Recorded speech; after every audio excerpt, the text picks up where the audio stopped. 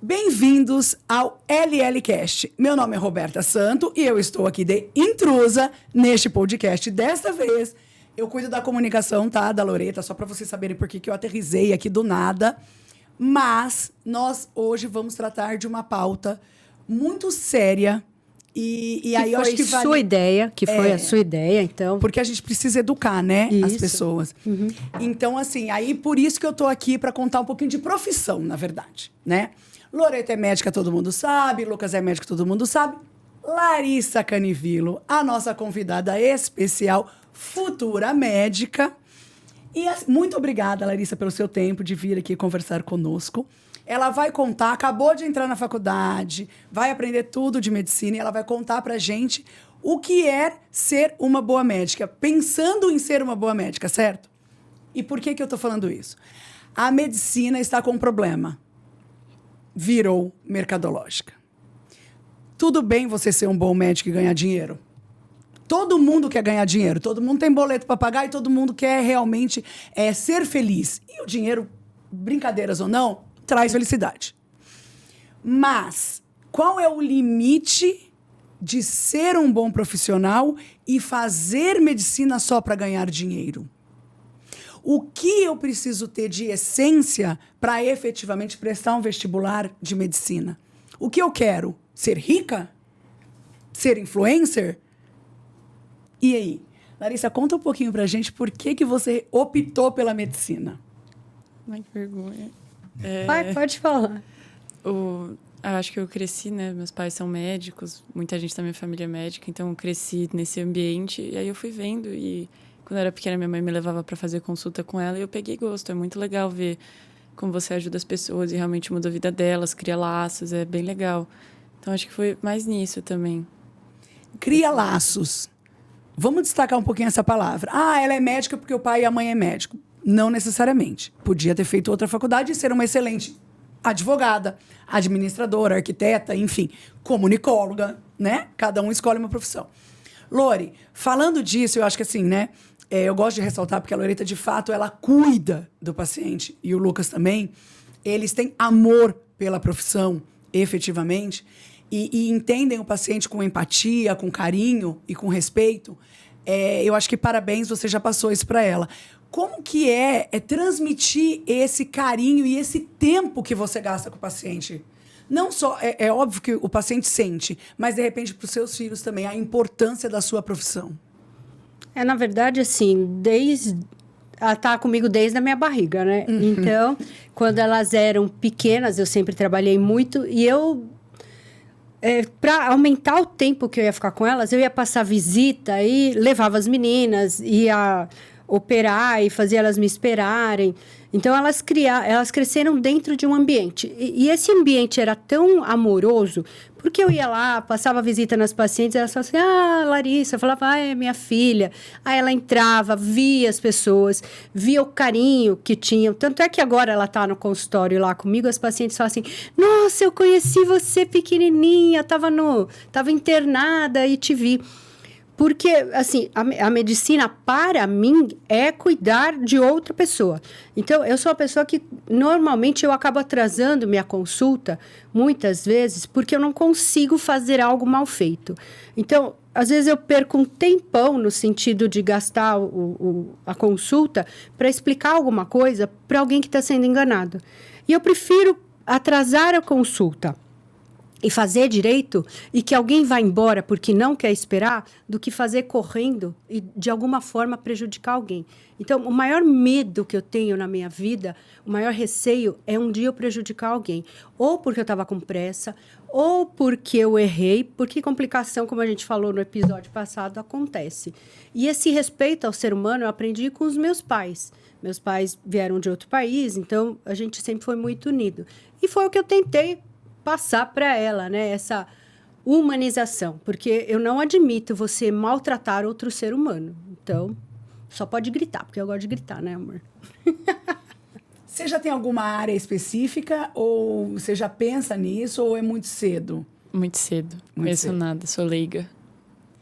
E além de medicina, você pensou em algum momento na sua vida fazer outra universidade?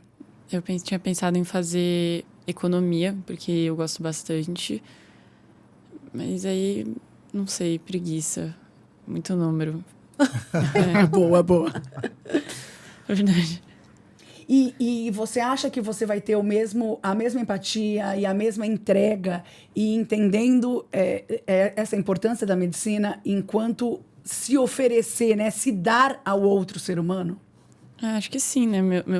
Meu pai, né? Sempre falou que se quiser, se fosse só pelo dinheiro, para fazer outra coisa, que tem várias coisas que dão, acho que mais dinheiro e você trabalha menos.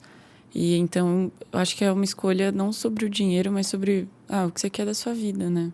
Quando você tá lá disposto a se doar pro outro. Acho que o Lucas falou, né, um pouquinho antes da gente começar a gravar, você falou exatamente sobre isso, né? Sobre a porta abrir e fechar. Tinha um professor meu na faculdade que ele dizia assim, na maioria dos casos, obviamente, né? Que quando você decide fazer medicina, você provavelmente vai fechar 2 portas. A da pobreza e a da riqueza, né? Num contexto social, por exemplo, num país como o nosso, o médico ganha muito bem, né? Então, ele talvez não vá ser classificado numa linha de pobreza. E ele também não vai ficar bilionário fazendo a medicina pura e simplesmente de uma maneira honesta, de uma maneira sem querer colocar o dinheiro acima de tratar o paciente. Então, provavelmente, na maioria dos casos, é óbvio, né, que a gente pode ganhar muito dinheiro, que nem você falou bem. Dinheiro é muito bom, né? Você falou, não traz felicidade, eu falo, mas pelo menos você vai chorar em Paris, né? Então você fala assim, manda buscar de jatinho, né? Eu acho que o dinheiro jatinho é meio. Jatinho é perigoso, né? Agora, né? Tudo cai, pessoal, vamos... Eu acho que o dinheiro é meio, né? Ele não tem que ser o fim em si, mas ele é um meio para que você tenha uma boa vida, né? Então, eu acho exatamente isso. A gente tem visto muito isso, né? Principalmente na nossa área, né? Que é justamente um forçar o paciente a gastar mais, né? Discute-se muito, a gente estava falando no intervalo também, o ticket médio do paciente na clínica, né? A clínica é uma empresa, a clínica é um consultório de tratamento médico, que é um de tratamento de pessoas. E a partir do momento que você quer fazer o seu paciente gastar mais na sua clínica, existe um limite muito tênue e que é muito fácil de você escorregar para prescrever tratamentos ou substâncias que não são tão adequadas para aquele paciente ou que são extremamente superfaturadas. Você compra de fora, que lá fora é mais barato, você compra e já oferece, você está oferecendo uma facilidade para o paciente dentro do consultório, mas você cobra 5, 6, 7, 8 vezes o valor que seria normalmente comprado em outro lugar e às vezes você nem oferece esse tipo de tratamento, né? Então, eu acho que esse ticket médio, a gente passa a medicina como se fosse um supermercado, né? Eu quero que a pessoa entre no supermercado e ela gaste o máximo possível. Aí a gente está falando só de mercado, né? A gente esqueceu o valor humano que é da medicina, né? Você deve ter feito muito também, eu também fiz bastante, que muita gente foi pro bono. Na verdade, não é nem pro bono, né? Eu pago, porque toda a estrutura de secretaria, de luz, né? Do equipamento, tudo que eu gastei ali com aquele paciente, do tempo, aquilo ali tem um valor. E eu não cobrei nada daquele paciente que não podia. Ou seja, na verdade, eu estou pagando para atender esse paciente, né? E a gente não vê muito isso, né, no mundo atual. Na realidade, a medicina, né, infelizmente, virou essa questão mercadológica e tem algumas áreas específicas que muita gente reclama, né? Não vou entrar aqui em áreas, mas que, de fato, o paciente reclama e depois descobre que não precisava operar, que não precisava isso, que não precisava aquilo. E que, efetivamente, existe um abuso da medicina em relação ao paciente, né? E eu acho que isso a gente tem que abordar, isso a gente tem que educar, né? E aí vocês, que são médicos mais experientes aí, né? Já estão nessa jornada. Eu acho que vocês têm isso como missão, né? Também trazer para os novos e explicar essa doação. Porque é isso, né? Eu acho que você está preparada para fazer plantão? Como é que é ainda assim? Como é que é? Porque eu sei que antigamente era, absurdo, né? Não ganhava nada, tô errada? Eu tenho alguns amigos médicos aí que reclamavam bastante. Não ganhava nada, não dormia nada. Não ganhava nada, não dormia nada. Isso, não descansava e tinha que ser ter 100% de êxito, né? No atendimento ali, no pronto-socorro, enfim. Tá pronta? Tô. Quer dizer, tô me preparando. Mas eu acho que, assim, o mais importante, né, é o que a gente já conversou algumas vezes. Tem muita faculdade de medicina. E ficou acessível de forma mais fácil. E tem muita faculdade muito ruim. E é ruim mesmo. Porque ela não vai te dar a formação que você precisa. Então, eu venho de uma escola, que eu venho do ABC, onde a gente aprendia a ser médico, colocava a mão no paciente e toda hora existia... o Ronaldo Bergamo, por exemplo, é um professor que sempre me ensinou muito dessas coisas de carinho, de cuidado com o paciente, né? Eu tive preceptores na minha vida que fizeram isso. E eu acho que isso acaba faltando, porque quando eu tenho uma faculdade e faço serviços de terceirização e as pessoas que vão ensinar o outro a ser médico não são mestres, não no sentido de titulação, mas mestres de acreditar na propagação do ensino, né? De repassar o conhecimento. São pessoas que estão lá, estão dando plantão. Aí eu vou lá, o Lucas está lá, ele não tem nenhum vínculo com a faculdade de forma direta, ele é um contratado. Aí eu ainda vou lá para aprender com ele. Ele quer fazer as coisas rápidas, não vai querer me ensinar direito e não vai me dar o mais importante, que é o norte moral que a gente precisa. Porque aprender a operar, aprender a fazer as coisas mecânicas, isso qualquer um pode te ensinar. Mas aprender a ser médico, você tem que ver alguém atendendo, sendo cuidadoso, tendo todo um raciocínio, né, delineado para isso. E eu acho que isso acaba faltando. Então, a Larissa, quando prestou, ela falou assim, vou prestar essas, não prestarei essas. E eu vi o sacrifício dela durante anos, desde a 5ª série, ela estuda de forma regular. Ela chegava do colégio, sentava, fazia o resumo das aulas do dia, fazia na mão umas fichas, né? Desse ano, o ano passado, o sacrifício de estudar todos os dias, das 7 às 10, 11 da noite, de fazer milhões de simulados, de diminuir as saídas dela. Ela não deixou de sair, mas ela diminuiu. Então, essa dedicação. E aí, quando ela ia passando, ela falava assim, mas eu falei, filha, se você não passar, você faz uma particular. Eu falei, mãe, mas eu mereço, eu tenho capacidade de passar numa pública. Então, quando ela passou na Unicamp, quando ela passou em São José do Rio Preto, foi a real amostra de que esse sacrifício, ele tem que ser muito grande para você dar o real valor. E quando você presta qualquer faculdade, já passa, eu acho que perde um pouco esse valor. Já começa aí, né? É a coisa do fácil, o qualquer jeito, né? De fato, hoje tem muitas faculdades de medicina, enfim, e muitas faculdades de odontologia, que eu também acho, enfim, bem complicado. E é isso de que eu queria fisioterapia também, de educação física também.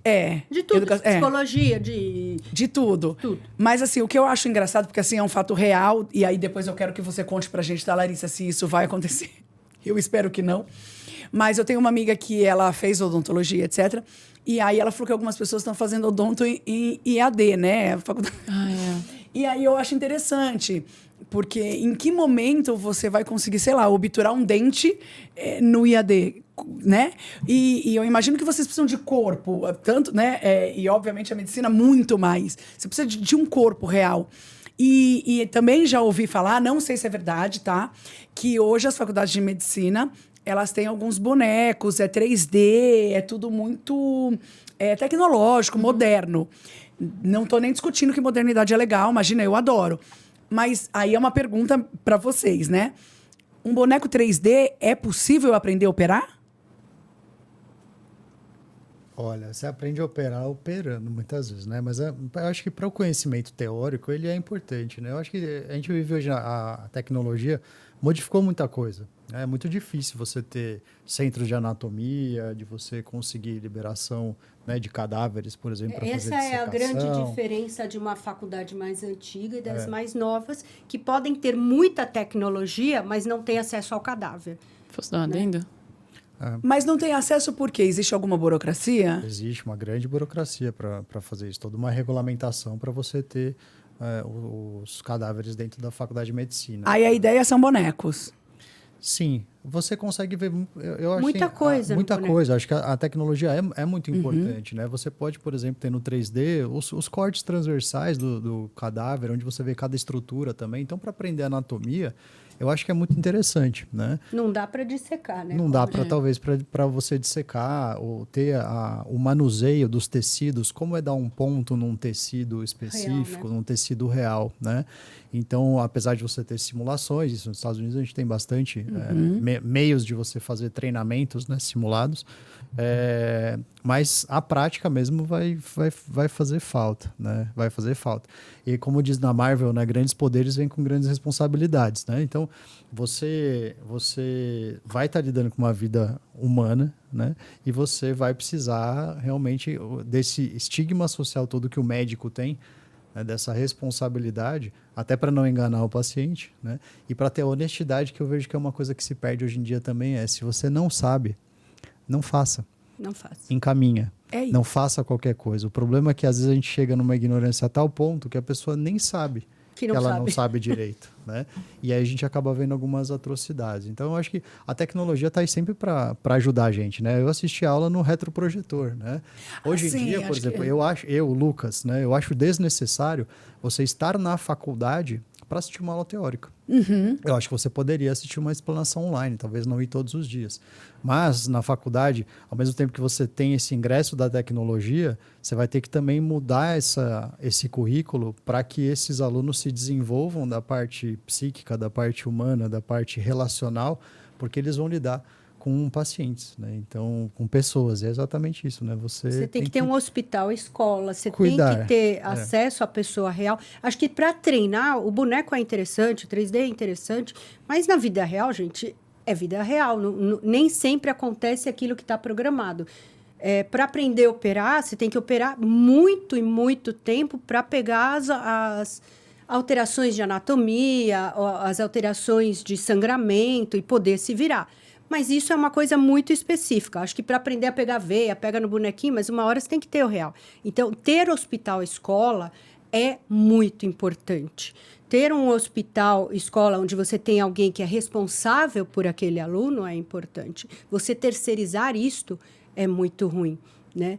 E você abrir tanta faculdade de medicina, isso é péssimo, né? Você começa a fazer o custo da mensalidade ficar uma atrocidade. Aí vai elitizando. Ao mesmo tempo que as escolas públicas, a cota é isso aqui, a cota é isso aqui, e eles disputam, isso aqui é 1 para 300. 1 para 300. Né? Você imagina o estresse de alguém. Eu acho que pode ter cota, tem que ter cota, e isso vai ter que ser revisto algum dia, porque o critério da cota deveria ser econômico. Qual cor você tem, econômico. qual a sua... Mas tem outros critérios. Não. Tem um critério, tem uma cota específica, que é só baseada em raça, tipo cor, essas coisas. Mas a maior parte você tem que ter, pelo menos, ou critério de renda, ou ter cursado integralmente o ensino médico em escola pública. Eu fui atrás, acho que é só a LLPI, que é de cor, assim. E eu tava olhando, quase não tem em São Paulo. Eu sei que a Federal do Mato Grosso do Sul tem. Em São Paulo eu não lembro de ter alguma...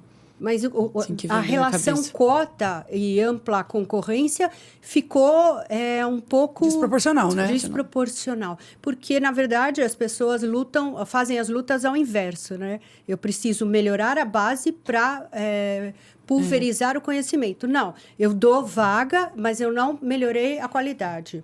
Exatamente. Aí a pessoa não entra pronto para a universidade também. Sim. Essa é a realidade. E aí é complicado, porque não entra pronto para nenhuma faculdade, né? Nenhuma área. Eu acho que essa história de cota, a gente podia gravar 5 dias falando de cota, porque realmente é complicado. E aí, bons e maus profissionais, de fato, existem em todos os mercados. Tem engenheiro que derruba prédio, tem, enfim, engenheiro de aeronáutica, né, que não arruma avião. Enfim, mas eu acho que aqui, obviamente, a gente está mais voltado para a área, né, da medicina, a gente não deve perder aqui o foco. Mas você acha que os seus amigos... Você teve algum amigo que também prestou medicina? O sentimento deles é o mesmo que o seu? Eles estão prontos para essa doação? Ou eles estão prontos para remuneração? Eu tenho vários amigos que prestaram e vários colegas. E eu não acho que todo mundo parou um minutinho assim para pensar que não é só tipo passar e ter uma garantia de que eu vou ter dinheiro. Acho que teve gente que não parou para pensar nessa outra parte, que é a parte difícil, né? Que é a faculdade é puxada, é integral. A maior parte, tipo, faculdade de Direito, eu tenho uma amiga que vai fazer, ela vai ter 2, 3 horas de aula por dia. você vai estar o dia inteiro e depois você não vai poder estagiar. Quer dizer, você pode estagiar, mas o estágio não te paga, você tá indo lá de graça, aí você vai fazer plantão de graça e depois você vai tentar passar por uma residência, o que já é também muito difícil, para ganhar uma miséria durante, sei lá, 3, 5 anos de residência que você vai fazer, para só depois você começar a poder ganhar uma grana. Eu acho que as pessoas só estão pensando medicina como um caminho mais fácil de ganhar dinheiro. Aí eu acho bem, bem ruim. Você gosta de economia? Eu tenho um cálculo muito interessante para fazer, né? Que eu sempre falo sobre esse cálculo. Eu falo, se você pegar uma mensalidade hoje, que é mais ou menos R$10.000, numa universidade particular, né? Tem várias que estão mais ou menos isso. 11. Não, então até mais. Eu tô chutando baixo aqui, R$10.000. Então, por ano, você tem 120 mil. Vezes 6, são 720 mil. Né? 720 mil, só que você tem vários outros custos associados, de alimentação, de material, eventualmente se você estiver fora de moradia. Então, assim, pode ter a mais tranquila noção de que o mínimo que você vai gastar num período de 6 anos de faculdade é R$1 milhão.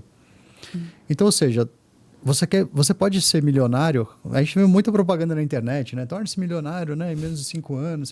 Você pode se tornar milionário se seu pai, sua mãe, sua família consegue pagar essa universidade R$10.000. Se esse dinheiro é aplicado durante 6 anos, você tem uma aposentadoria vitalícia com seu dinheiro rendendo, entendeu? Então, se é por dinheiro, não vale a pena você fazer medicina. Se você for ser um médico somente pelo dinheiro, você não vai ser um bom médico. Perfeito, Lucas, perfeito, é isso. É raciocinar, né? Eu vou pelo dinheiro, não. Então, aplica o dinheiro, você vai ter o seu dinheiro, tá tudo bem, mas não vai, né? Desculpa o palavreado até, mas não vai foder a vida das pessoas. Porque, na verdade, a medicina, ela tem essa linha, né? Você pode acabar com a vida da pessoa. Que não seja um óbito, efetivamente. Mas, sei lá, alguma coisa que dê errado, que cause outro tipo de trauma. Eu acho que aí todas as especialidades podem dar algum tipo de problema na vida do ser humano. Então, quer dizer, é uma faculdade muito sensível. Até uma lesão financeira mesmo, né? Porque eu falo, grandes poderes vêm com grandes responsabilidades. Então, a pessoa, geralmente, ela confia no médico. E a gente tem um estigma social, né? Se o médico beber, encher a lata e atropelar alguém, vai falar, nossa, o médico fez isso. Mas se for advogado, dinheiro... O influencer. Não tem a mesma importância, o mesmo peso social de você ter feito isso. Então, existe sim, né, uma qualificação diferente da sociedade em si, né? E nem eu me acho mais do que um dentista, um advogado, enfim. Mas, socialmente falando, você tem, né? O médico é considerado ainda uma pessoa de confiança, né?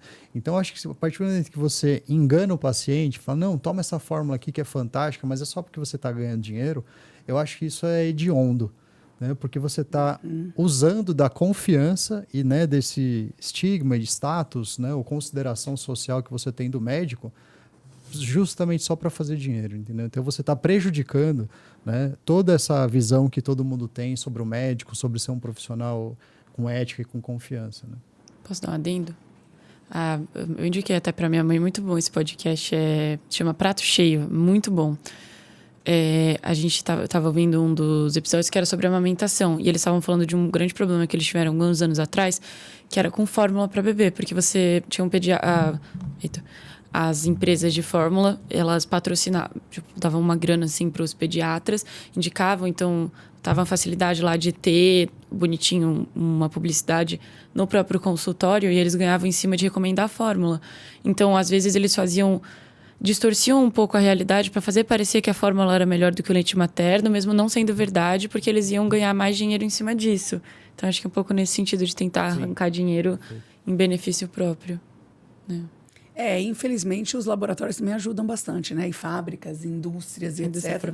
Mas é uma questão da sua vergonha na cara, né? Isso. Coisa. Porque o representante vai lá, ele te mostra que existe esta opção e você pode comprar essa ideia ou não, por exemplo. Então, muita gente procura vou dar um exemplo para sangue de cordão. Né? Eu faço sangue de cordão. Eu não indico sangue de cordão congelar, porque a amostra é pequena, a viabilidade ainda não é tão grande. É um investimento de um retorno questionável, todavia, né? Era a grande esperança da humanidade, vamos guardar células-troncos para isso, para aquilo. Até hoje, o que se usou foi muito pouco. o importante era ter um banco público desse cordão. Eu nem falo com a paciente disso, só se ela me pergunta. Por quê? Eu não fiz, porque eu já tinha essa consciência, né? Eu ia fazer do meu primeiro filho quando eu não tinha muita consciência, mas da Larissa e da Camila eu não fiz. Por quê? Porque, assim, é um negócio interessante? Mas custo-benefício para o paciente é bom? Não, porque não foi usado, não tem viabilidade tão importante. Então, isso é um cuidado que a gente tem. Mas eu queria até, já que a gente está indo para o final, fazer uma pergunta para a Larissa. Nesses dias todos que você ficou lá no consultório, tudo que você viu, do dia que você entrou, agora que você está saindo, a sua visão do que é ser médico mudou? Sim. Então, explane. Ah, tá. Eu acho que, nossa, é muito demandante, porque a pessoa, ela chega lá, às vezes ela tem um monte de problema e ela joga tudo em cima da minha mãe. Tanto que teve uma hora que, como eu fico lá o dia inteiro dentro da sala, eu ouço tudo que ela tá falando. Eu tinha que botar fone e ouvir outra coisa, porque se eu continuasse ouvindo as mulheres reclamando e a minha mãe respondendo, eu acho que eu ia me jogar da janela. Eu não aguentava mais. Porque você tem que ter um preparo emocional. É, tipo, muito desgastante. E também, principalmente, eu acho que aquele caso da mulher que tava com câncer no colo do útero, aquilo ali me pegou muito. Foi uma moça uma pessoa muito boa lá, e por causa de erro de outros profissionais que não tinham coletado, eles não tinham feito papa, porque ela estava sangrando por causa do câncer, não coletaram, não viram que ela estava com câncer, e aí o câncer dela, acho que estava maior que o útero, não estava? Tá um negócio, assim, assustador. E a moça, assim, é uma fofa. A pessoa mais linda do mundo. E ela foi lá uma vez, porque aí deu outro problema, que era só para ela ser encaminhada pro hospital oncológico, né? E decidiram colher o papa de novo no hospital, sendo que não era para colher. E aí ela voltou a sangrar. Eu acho que eu nunca vi tanto sangue na minha vida. E eu tava ficando um pouco desesperada, né? Porque eu nunca tinha visto. E eu acho que ela percebeu. E apesar dela ser a pessoa que tá com câncer e tá passando por toda essa situação, ela veio perguntar para ver se eu tava bem e tal. Então, acho que me tocou bastante, sabe? Conhecer as pessoas e ver. É uma coisa muito bonita. Você dá um abraço em quem está triste, acolher quem está com dúvida, poder ouvir alguém e essa pessoa sair melhor confiando em você, eu acho que isso, para mim, não tem preço. Porque ela falou, eu fico cansada, né? Na verdade, às vezes eu fico cansada, mas o retorno emocional, como ser humano, para mim, é tão grande que eu não me importo. Às vezes eu falo para o Lucas, nossa, estou morta, eu não falo? Eu não sei porque eu atendo tanto. E, no fundo, eu sei. É porque eu realmente amo fazer a diferença na vida de alguém, né? Pode ser até um pouco de prepotência, mas para mim isso é muito importante. Alguém ir no consultório e sair melhor do que entrou é o meu grande benefício. A minha consulta é cara, mas é o que eu falo, ela vale a pena. Porque muitas vezes a pessoa não faz uma consulta cara e põe aquele monte de cacareco para vender, para ganhar dinheiro. Então, assim, tem vergonha na cara? Cobra caro e mostra que você vale aquilo que você está cobrando, né? Eu vou fechar. E você também não começou cobrando caro, como você disse. Caro é uma medida de valor muito relativa, né? Enfim, né? Caro para uns, barato para outros. Mas você não começou também assim, né? Hoje, se a gente olhar, eu falo, parece que a gente está olhando na rede social, né? Você olha um recorte momentâneo, né? Só que você vê de 824 pessoas, então você acha que todo mundo está viajando e você não.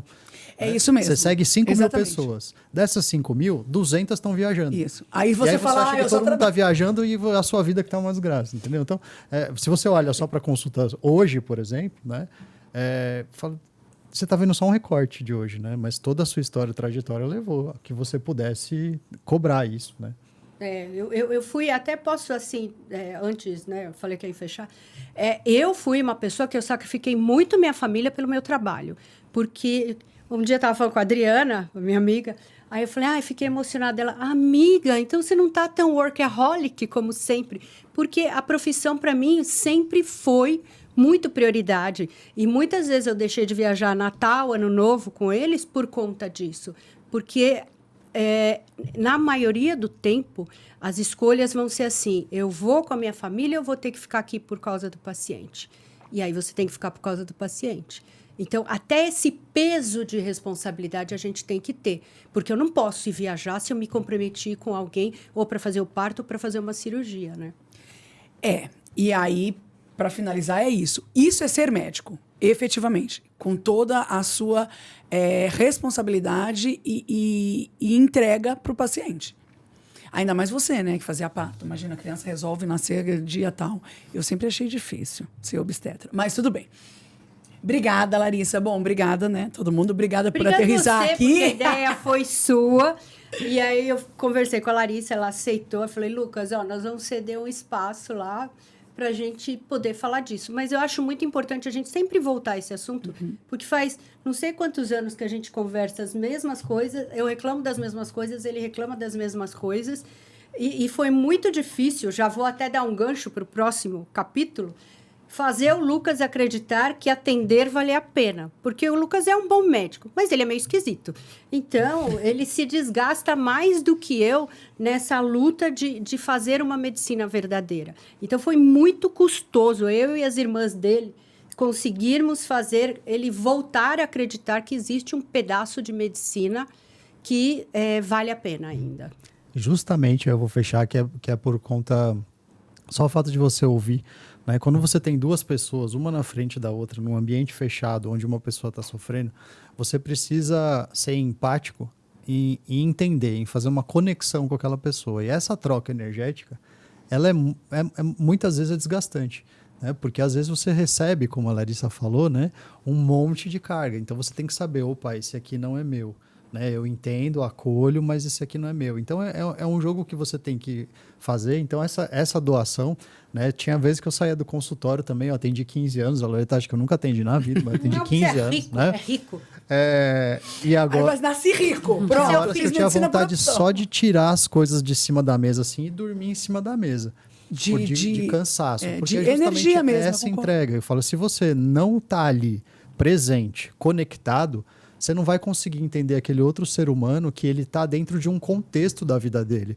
Ele separou, não separou, o casamento dele é bom ou ruim, ele ganha mal ou ganha bem, ele dorme mal ou dorme bem, ele faz exercício e não faz, entre outras coisas, como ele lida com os problemas da vida. Então, né, essa conversa não tem como ser em 15 minutos, né? Não tem como fazer uma consulta de pelo menos 45 minutos mais rápido possível para você conseguir conhecer aquele ser humano, se conectar com ele, e aí, a partir disso, você entendendo ele, você consegue até...